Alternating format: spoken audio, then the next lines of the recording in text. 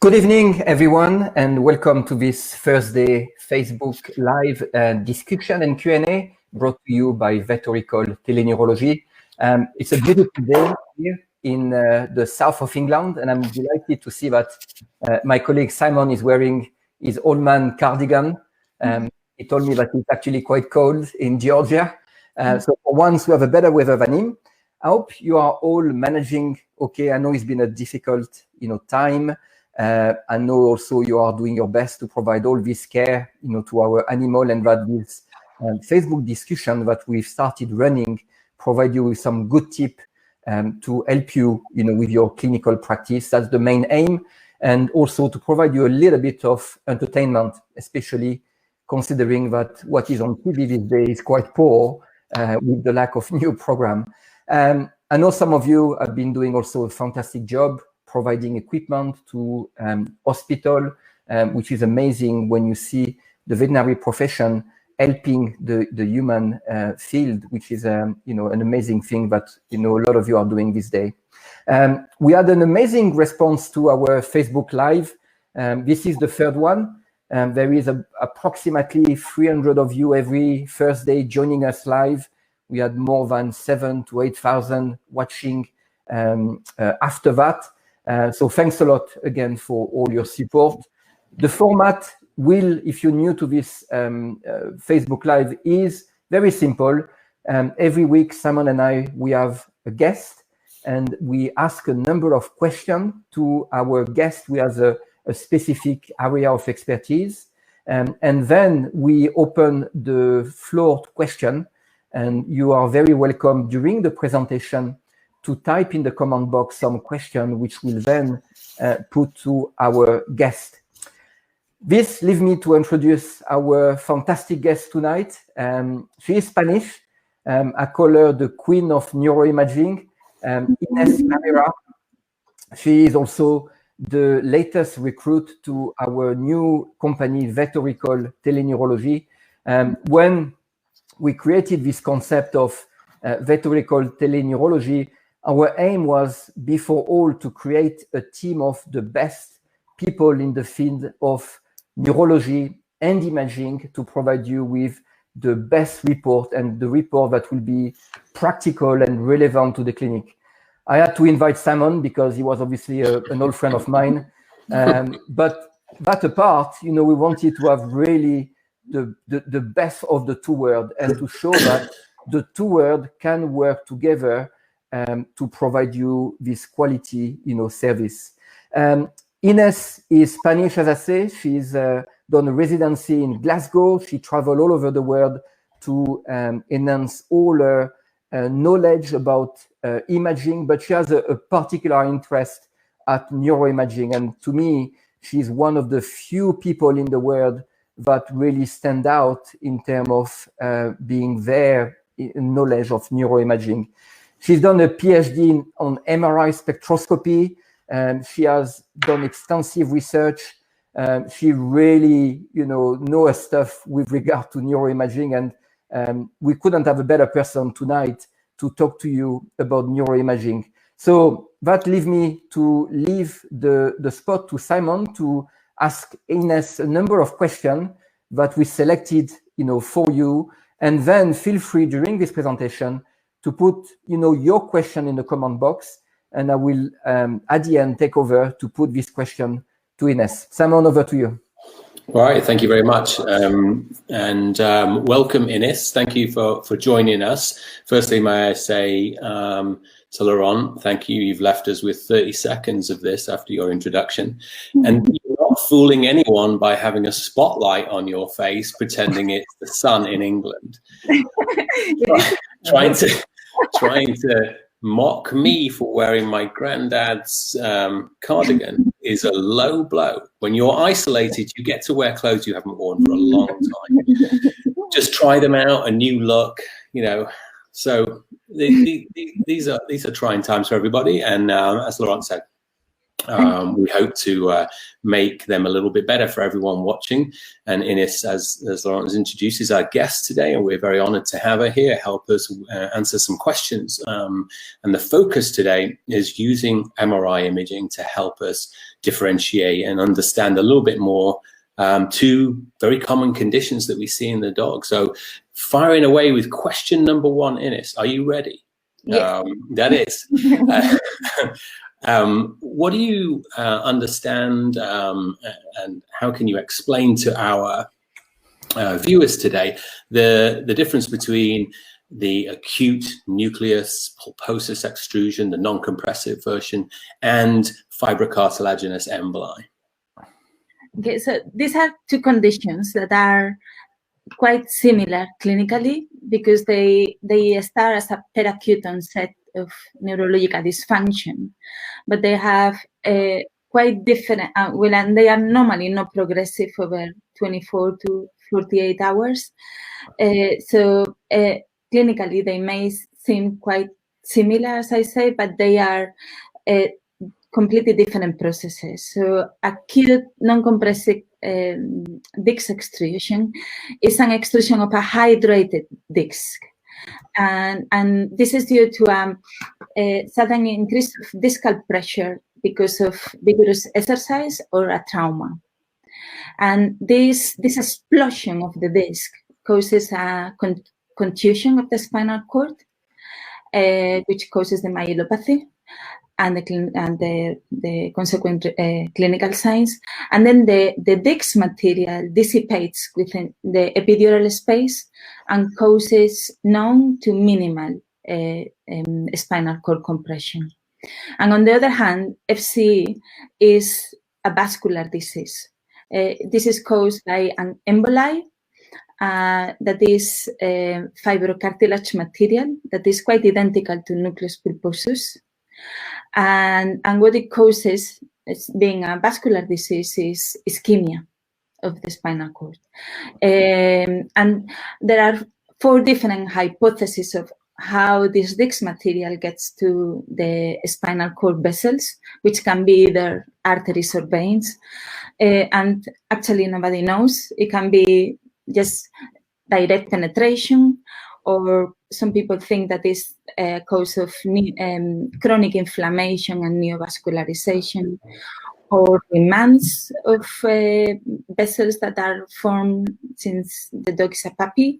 So, well, these are hypotheses, but nobody knows how exactly disc material gets there. But this is what is normally found in histopathology. If we can see the next slide, in histopathology, these 2 diseases are also very different. And what is found in acute non-compressive disc extrusion is gelatinous material within the epidural space and some hemorrhage as well sometimes. And the contusion that is caused by the explosive disc material causes a malacia of both the white and gray matter. And surrounding this area of malacia, there is degenerated white matter with diffuse microgliosis, which means that all this lesion is going to be very ill-defined in the spinal cord. And so this is important to understand when we are looking at imaging. And in FCE, what is found in histopathology is no extradural material at all. And they find this fibrocartilage material that is disc nucleus pulposus within spinal vessels.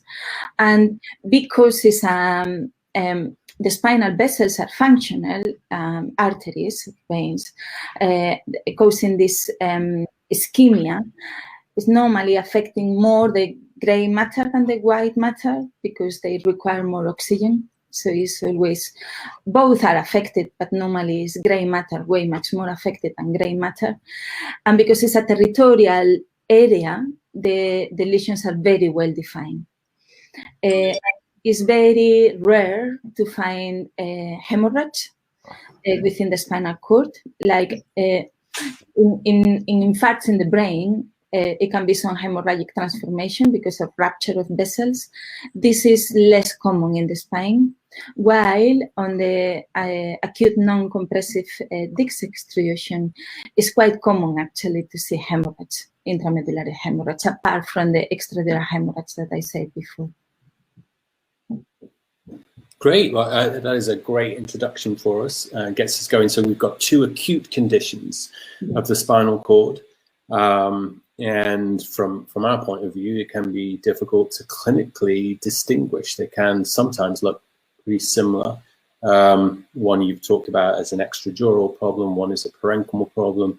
Both may create a situation of an acute neurologic dysfunction where they're not really painful on examination. Can you use MRI to distinguish between these conditions, and how reliable is this? Yeah, actually, yes, we need to look carefully. And it's actually the diagnosis that is normally presumptive is based on MRI, because CT and radiographs of CT and CT myelopathy are going to be quite unspecific. So we do need MRI to confirm the clinical suspicion. And to distinguish between them is if we keep in mind what the pathophysiology of each disease, acute non-compressive disc extrusion and FCE, we do see the differences in MRI. And starting with the acute non-compressive disc extrusion, what we find in MRI is extradural material, which is a very mild amount, minimal, not causing spinal cord compression, but we are going to see an irregularity in the epidural space, and perhaps some obliteration of the subarachnoid space as well. We always find an ill-defined intramedullary lesion that is always at the level of the disc space. It's always centered at the level of the disc space. And it makes sense because it's a concussion and an explosion of the disc. And then it may extend cranially or caudally from that level, but normally it's rather focal and doesn't extend, as a general rule, more than one vertebral body. The signal intensity is normally hyperintensity 2. It's variable in T1 depending if the lesion has hemorrhage or not, or if it's hemorrhagic. And if it's hemorrhagic, we pick it up very nicely on gradient echo sequences in T2 star, where we are going to find areas of signal void. And the lesions, the intramedullary lesions, they are going to be ill-defined, as I said, and they are going to affect gray and white matter in quite similar way, or degree. And if we use contrast, we may see epidural and meningeal enhancement. So now I will show you all this in images. So in the first image, we have a T2 sagittal of an adult dog with peracute neurological size of paraplegia. And what we see here is the, first of all, if we look at the intervertebral disc, it's a bit difficult or challenging to relay on the signal intensity and the shape of the disc when there are many others that are degenerated. So if we compare the intervertebral disc between T13 and L1, if we compare it with L1, L2, that one is degenerated, so there is no comparison. If we compare that with the cranial one, we may see that the one at T13L1 is a bit smaller. And if we look carefully, we may see a cleft on the dorsal aspect. But well, again, it's a bit difficult just to judge very much the intervertebral disc.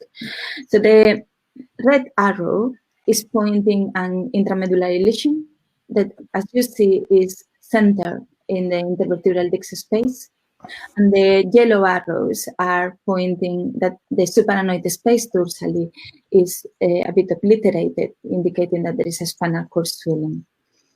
If we now look at the transverse views, so the green line now on the sagittal view is where the transverse view are the ones that we are showing.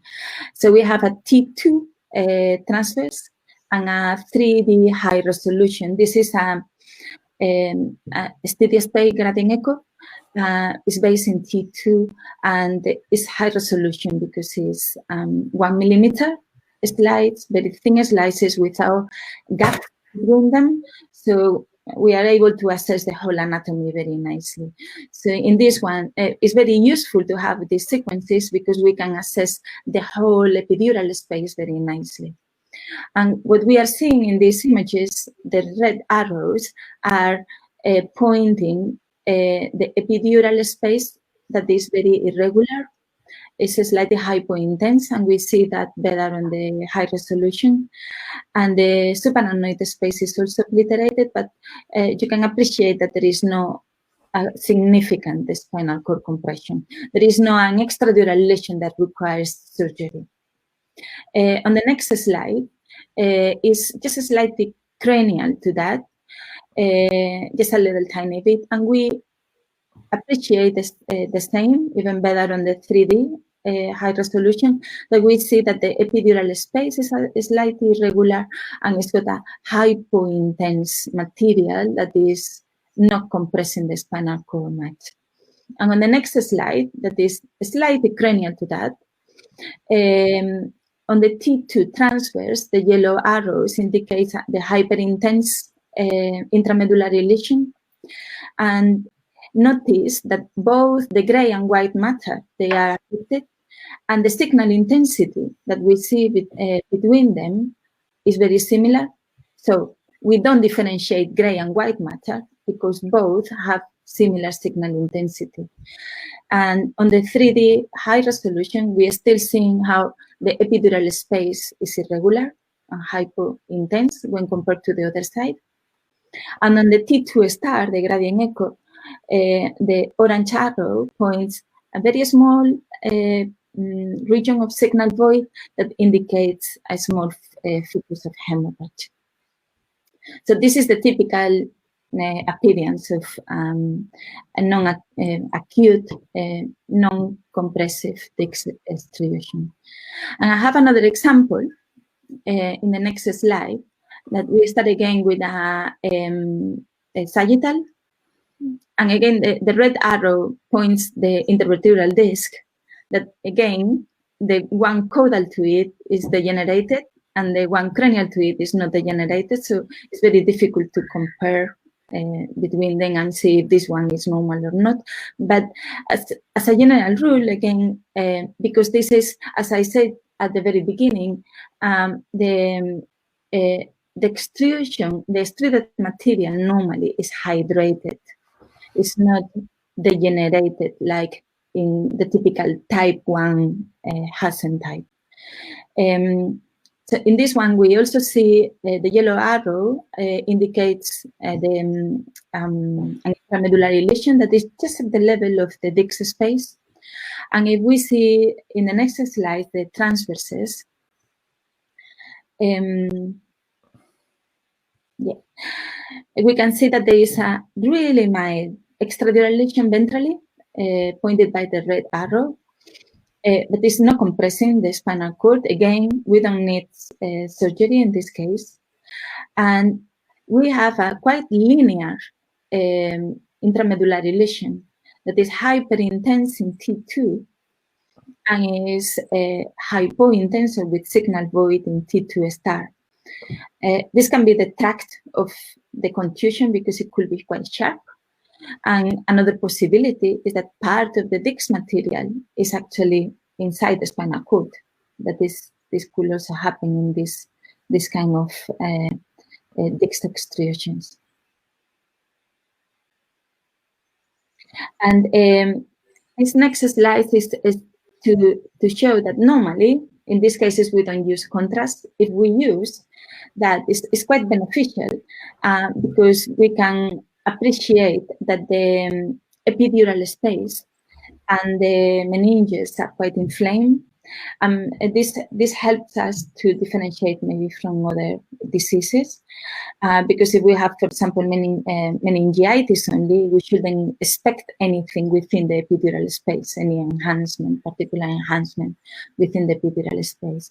I took these images from the paper that we see here, and they use FAT-SAT T1 post contrast. I think this is extremely important because the epidural space is hyperintense in T1 and in T2. But if we are using a T1 post contrast, if we are assessing the epidural space and the epidural space is hyperintense, you're not going to see any contrast enhancement. So it's very important if we want to look for this, so we take this into account, to always use FAT-SAT T1. And we also need to take into account that these kind of sequences, FAT-SAT T1, we can only use them in magnets that are above 1 Tesla. They don't work in low field MRI.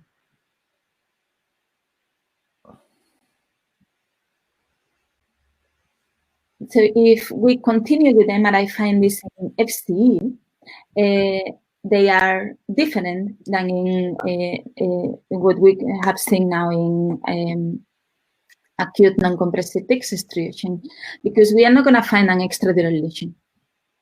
And if we find an extradural lesion, maybe it's a chronic protrusion, but it's not going to be an ill-defined lesion within the epidural space as we just have seen now. The intramedullary lesions are also quite different because normally they are sharply demarcated and they may affect the gray and white matter, but the gray matter is more affected than the white matter. And this is because it's a vascular disease. Gray matter has more demands in oxygen, and this is what we are going to see on the MRI, more hyperintensity in the gray matter compared with the white matter. It can be quite focal, but also it can be normally, or most of the cases is quite extensive, and it can affect more 1 or 2 or 3 lengths of a vertebral body, but also it can be normal. And it can be normal overall if we are scanning the dogs too early, maybe within the 24 hours, it's possible that is normal. So we need to take this into consideration. And if the clinical signs fit with an FCE, and we definitely rule out a non-acute non-compressive disc extrusion, or maybe what we can do is to do a follow-up MRI in 1 or 2 days, depending, or just make the assumption that we have an FCE that at that moment we don't see. Well, as I said before, it's very rare to find hemorrhage on FCEs, and if we give contrast, we are never going to see a contrast, a meningeal enhancement or epidural enhancement. Normally, we don't see any contrast enhancement, but if we do, it's going to affect normally the gray matter. So we have some examples of it. And the first one is a quite focal FCE. And now we look at the sagittal view only, we can see that this intramedullary lesion is just cranial, is above the vertebral body, is cranial to the disc space. So this is already different from the acute non-compressive disc extrusion.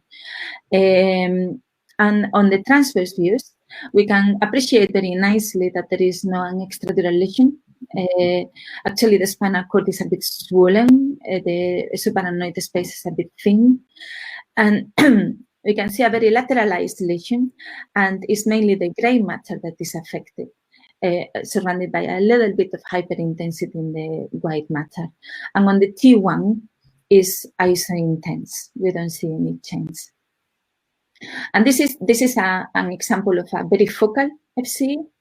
And on the next one, we see a quite different one, is way much more extensive. This one is extending over more than 3 vertebral body length.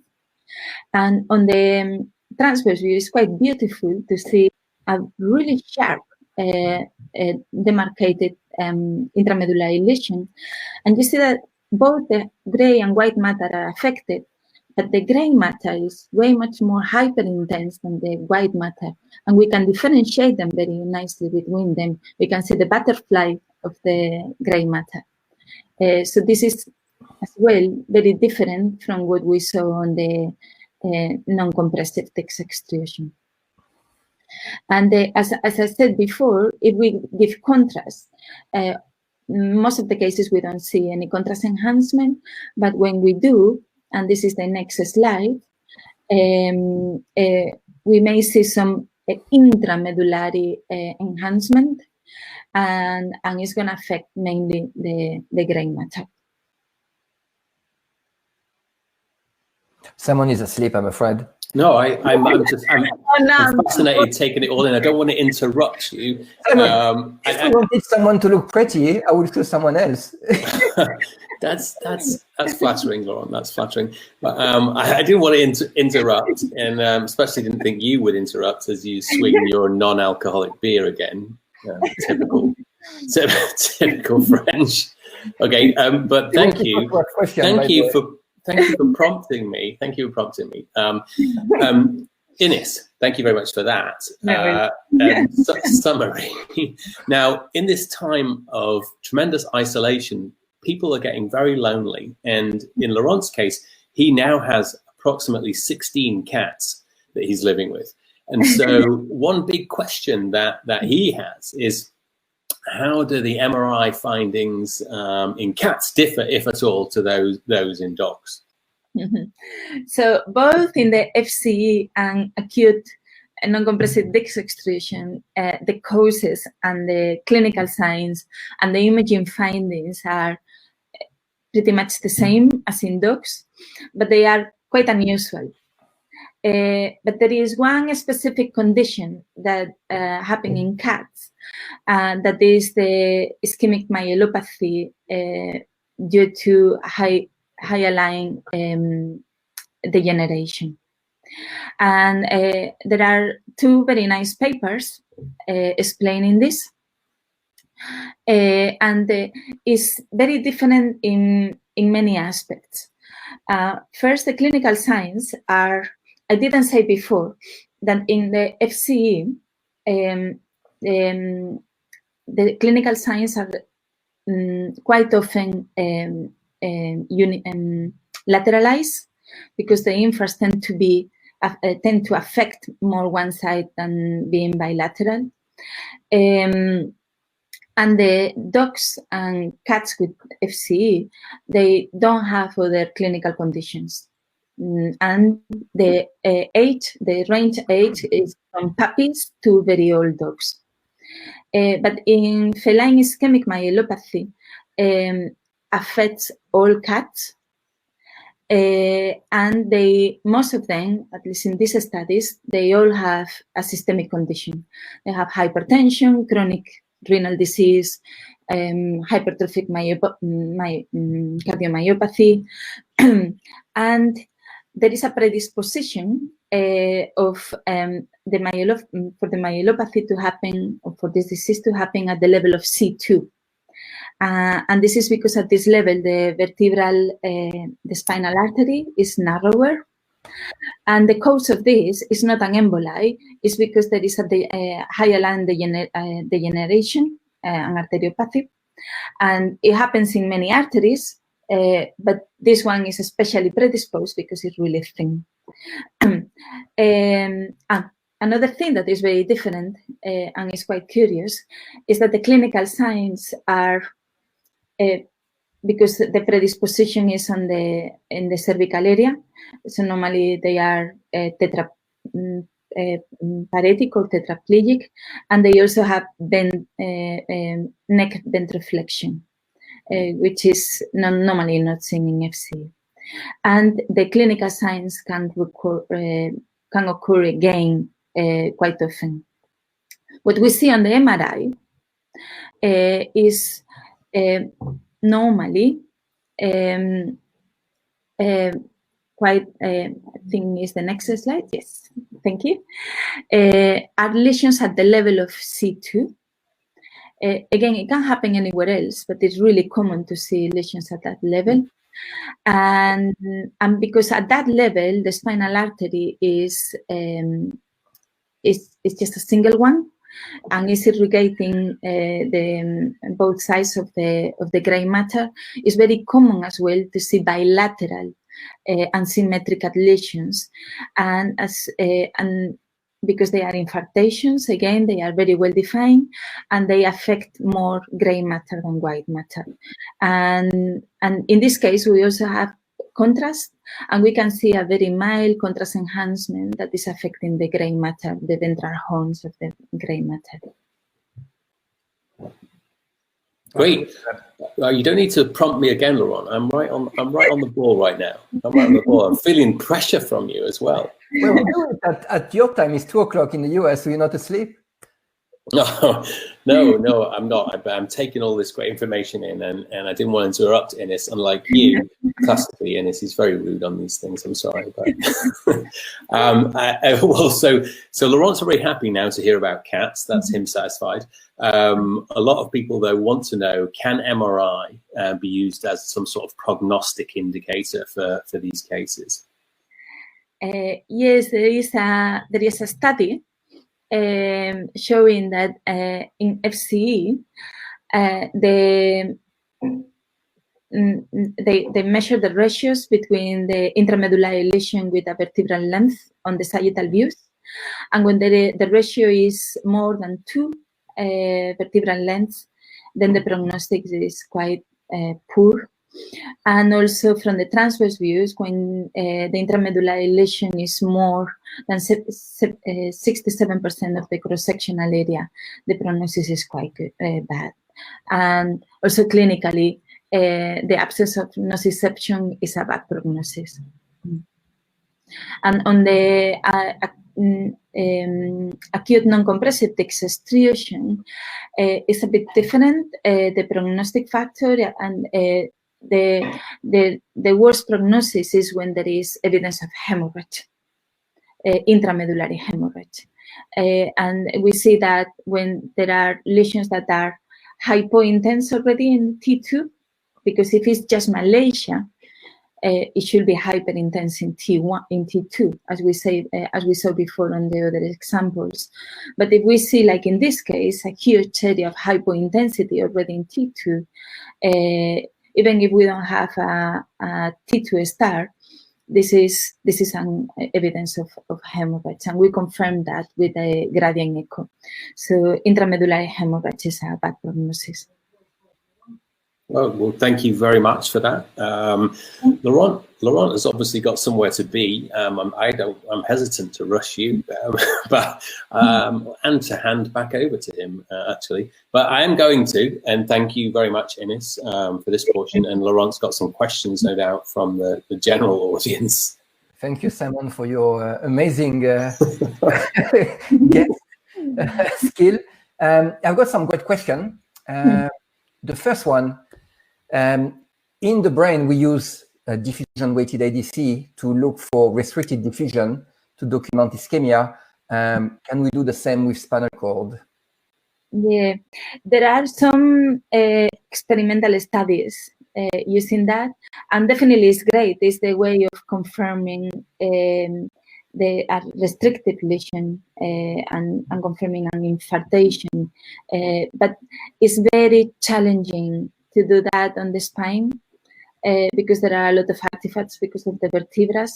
So it's already sometimes difficult to do that on the brain of a small dog or a cat, and in the spine it's not that easy to get a good image of diffusion. Yeah. So it's more a technical issue, and in principle it would be great, but the technicality may be an issue. That's the main thing. Yeah. There's another question. How can I differentiate, I presume, either of the two from an intramedullary disc extrusion? Because of the signal intensity. If it's a hydrated disc extrusion, it should be hyper intense in T2 and also hyper intense in gradient echo in the T2 star. If there is a hemorrhage, it should be maybe variable in the T2 star, but it's gonna be with signal void in T2 star in gradient echo. So it's when we differentiate that. Okay. Let me see what else there is. I think it's more a matter of terminology. I may help you with that.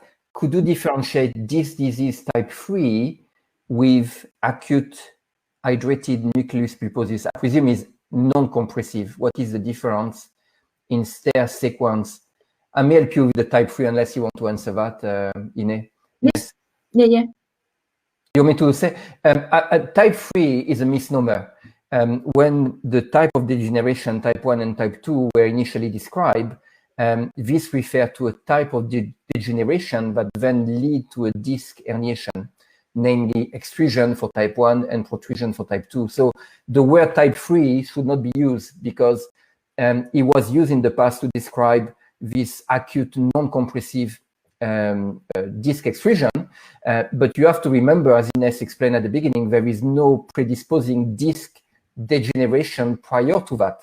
So using the word type 3, in theory, we all know what it means, but it doesn't describe a type of degeneration that leads to an herniation. So it is actually the same thing. But regarding the stair sequence, I don't know if you wanted to comment or T2 star. I presume it's what you described already, no?